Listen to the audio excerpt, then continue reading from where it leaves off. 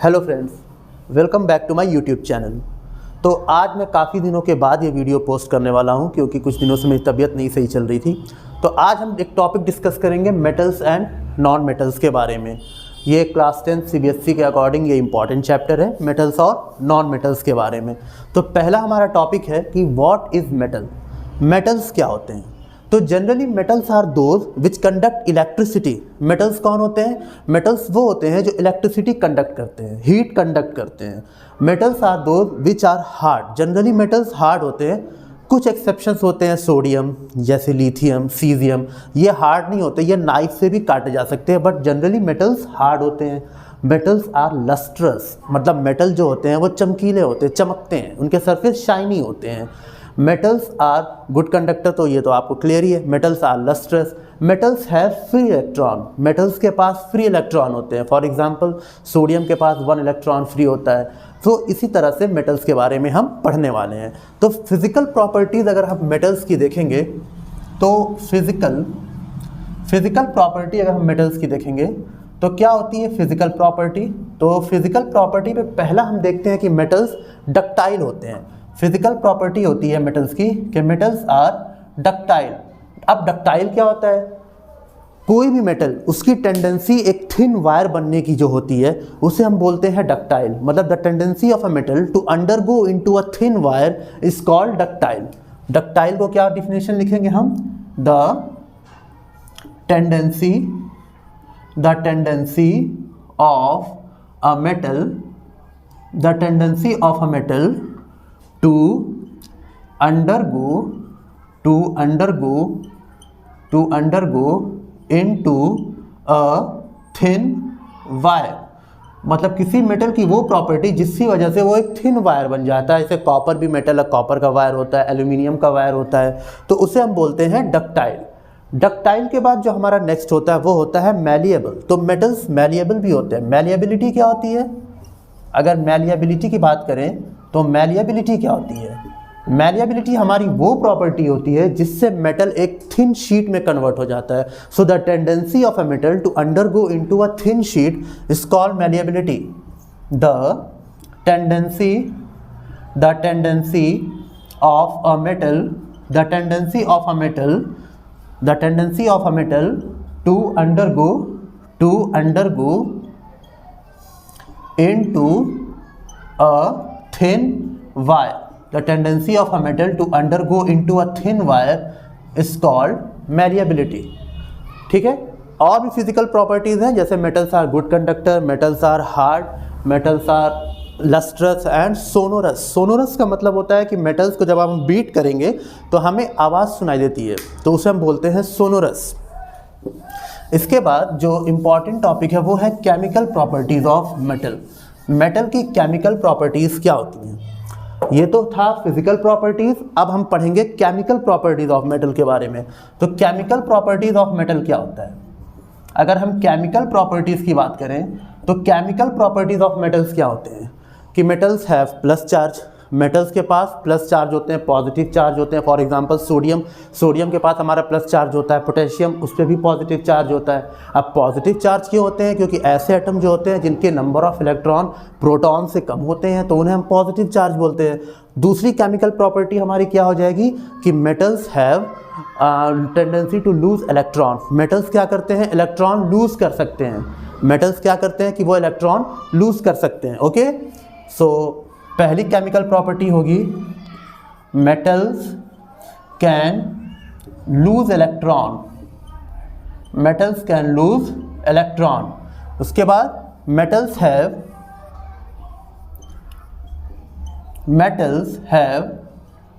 High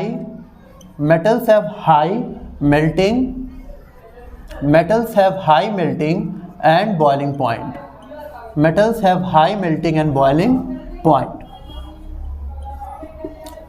फिर metals जो होते हैं वो ऑक्सीजन के साथ रिएक्ट करके मेटल ऑक्साइड बनाते हैं। सो मेटल्स रिएक्ट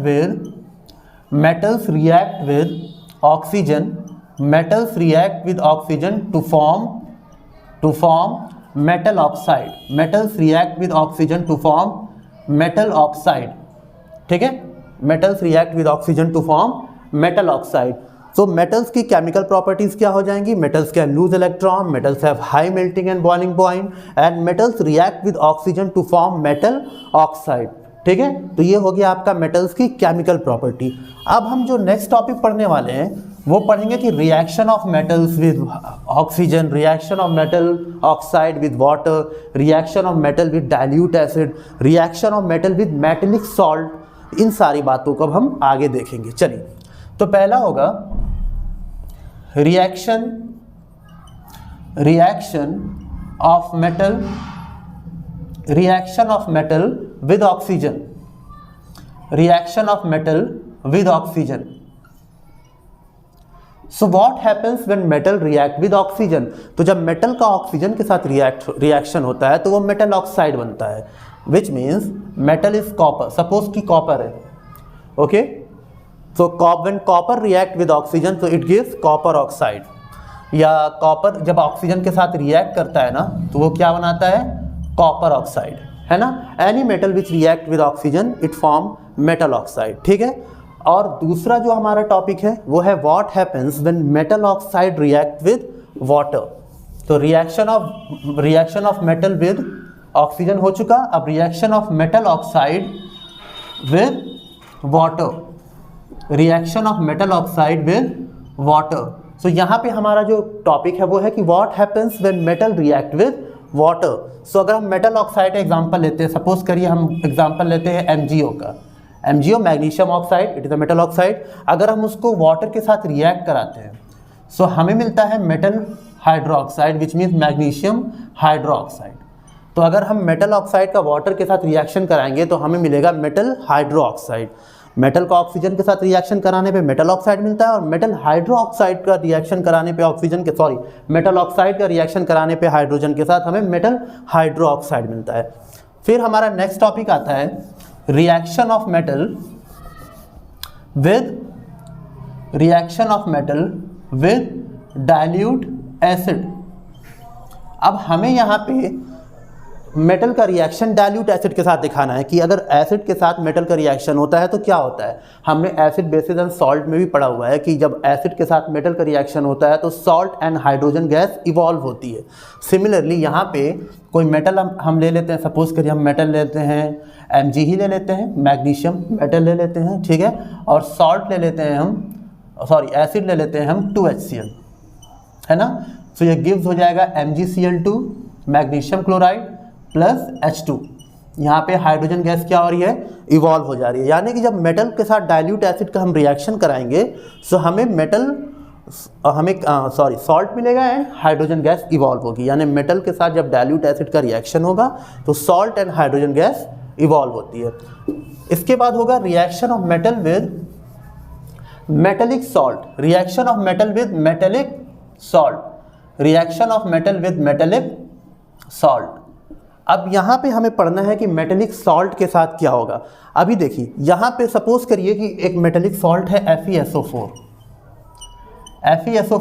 अगर इसके साथ हम कॉपर का रिएक्शन कराएंगे ना तो ये जो SO4 है ये डिस्प्लेस होकर कॉपर के साइड पे नहीं जाएगा, क्योंकि कॉपर, अगर हम रिएक्टिविटी सीरीज की बात करें so copper are least reactive than iron. अभी मैं उसको भी बताऊंगा कि रिएक्टिविटी सीरीज होती क्या है और उसे लर्न कैसे करना है। बट यहाँ पे FeSO4 की जगह पे अगर FeSO4 की जगह पे कॉपर सल्फेट है CuSO4 और यहाँ पर Fe है तो ये जो SO4 है वो Fe की तरफ डिस्प्लेस हो जाएगा और इसे डिस्प्लेसमेंट रिएक्शन भी कहते हैं।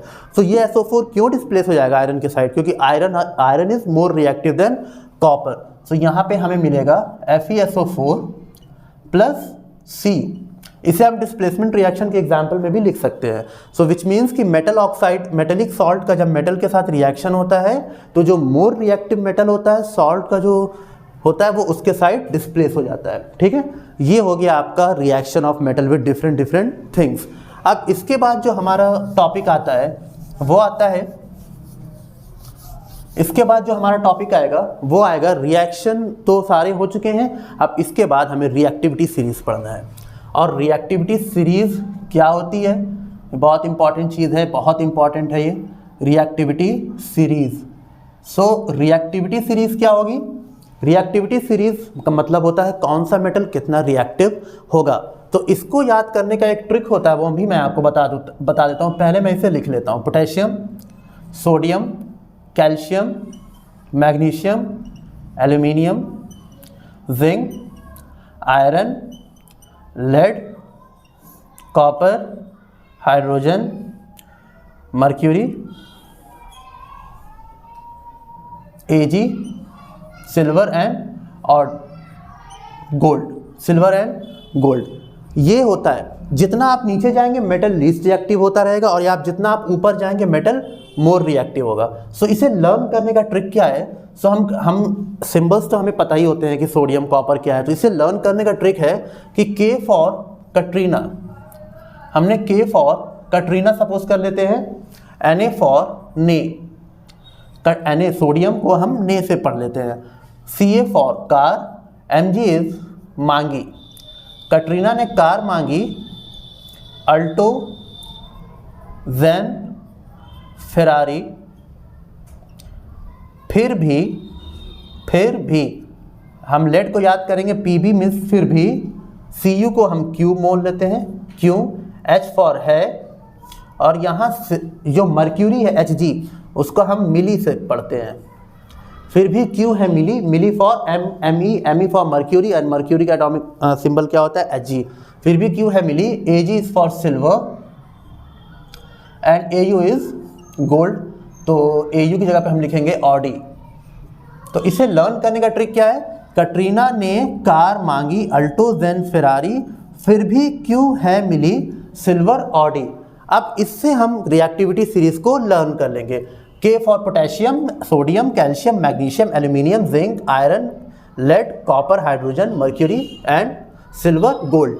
तो ये होते हैं हमारे रिएक्टिविटी। गोल्ड सबसे लीस्ट रिएक्टिव होता है, ठीक है, और सबसे मोर रिएक्टिव होता है पोटेशियम।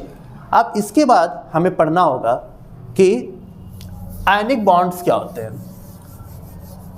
अच्छा, एक चीज़ और, एल्केली मेटल्स क्या होते हैं? एल्केली मेटल्स क्या होते हैं? एल्केली मेटल्स, तो क्या होते हैं alkali metals? Alkali metals are those metal which dissolve in water. For example, ये बेस भी फॉर्म करते हैं, यही बेस फॉर्म करते हैं, स्ट्रॉन्ग बेस फॉर्म करते हैं। Alkali metals strong base form करते हैं और वो इजीली डिजॉल्व भी हो जाते हैं। For example sodium, potassium, caesium, ये सारे हमारे एल्केली मेटल हैं। सोडियम बहुत ज़्यादा रिएक्टिव होता है, अगर हम उसे रूम टेम्परेचर पे भी रखते हैं ना तो वो ऑक्सीजन के साथ रिएक्ट करके बर्न हो जाता है, और अगर पोटेशियम को हम हीट करते हैं तो भी वो रिएक्ट करके बर्न हो जाता है। तो सोडियम बहुत ज़्यादा रिएक्टिव होता है। तो alkali metals are those metals which easily dissolve in water. उसके बाद हम आते हैं अगले टॉपिक पे, और वो टॉपिक है हमारा आयनिक बॉन्ड। वो टॉपिक होता है हमारा आयनिक बॉन्ड। आयनिक बॉन्ड, अब आयनिक बॉन्ड क्या होते हैं? Ionic bonds are formed by transfer of electron. यहाँ पे कोवेलेंट की तरह शेयरिंग नहीं होती, यहाँ पे इलेक्ट्रॉन ट्रांसफर होता है। एक मेटल होता है, दूसरा नॉन मेटल होता है। मेटल वाला जो फ्री इलेक्ट्रॉन होता है वो नॉन मेटल की तरफ ट्रांसफर कर देता है ताकि दोनों का ऑक्टेट पूरा हो जाए। So ionic bonds forms between